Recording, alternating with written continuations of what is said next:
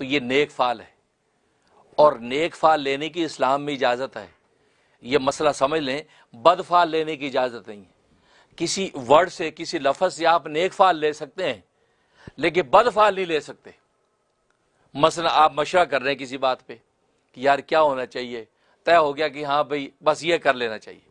अब बस इतना कहा, इधर से अजान हो गई, अल्लाह अकबर का मुनादी पुकारा, तो आप फौरन के यार इसका मतलब देखो अजान होगी, तायीद हो गई, इंशाल्लाह हमने जो फैसला किया सही है, इसमें खैर होगी क्योंकि अल्लाह का नाम बुलंद हुआ।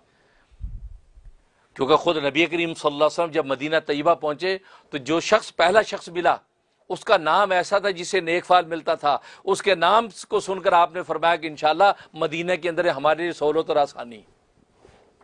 तो नेक फाल लेने की इजाजत है, लेकिन बद फाल लेने की इजाजत नहीं।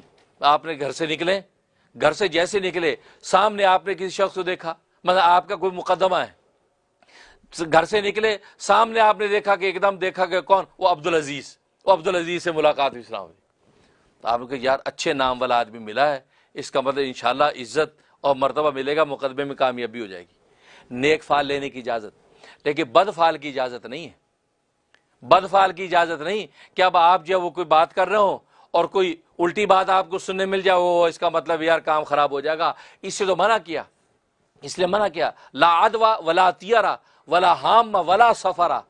तो वला तियारा, ये बदफाली लेने की इजाजत नहीं है। और पहले ज़माने में बदफाली लिया करते थे लोग। घर से निकले, काली बिल्ली सामने आ गई और उसने कहा भैया अब मेरा काम नहीं होगा, काली बिल्ली ने रास्ता काट दिया।